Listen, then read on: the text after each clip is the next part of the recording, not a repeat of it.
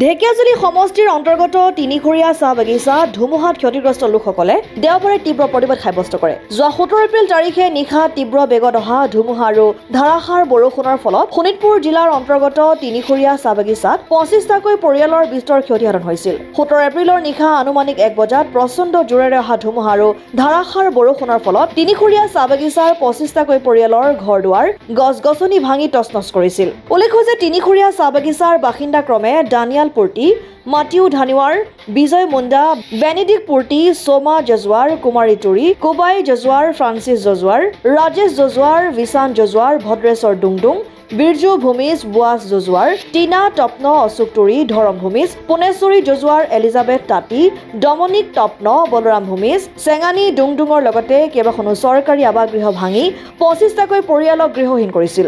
যদিও আজিলৈকে এই দুৰ্ভগীয়া পৰিয়ালকেইটাৰ খবৰ ল'বলৈ আহৰি নাপালে জনপ্ৰতিনিধিয়ে। ইয়াকে লৈ ভুক্তভোগী পৰিয়ালকেইটাই তিনিখৰীয়া চাহ বাগিচাত তীব্ৰ প্ৰতিবাদ সাব্যস্ত কৰি ব্যৱস্থা গ্ৰহণৰ দাবী জনায়। আমি তিনিখৰীয়া চাহ বাগিচা আকাবিল 2 নম্বৰ লাইনৰ বাসিন্দা। ধুমুহাত 25খন ঘৰ ভাঙি চুৰমাৰ হৈ গৈছে আৰু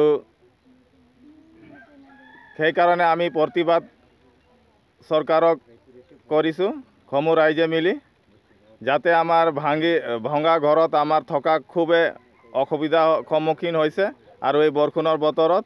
গতিকে আমাক চৰকাৰক আমাৰ সমূহ ৰাইজৰ পৰা আপত্তি আছে যে আমাৰ দুখীয়া পৰিয়ালক থকাৰ কাৰণে সুব্যৱস্থা অতি সোনকালে কৰি দিব লাগে।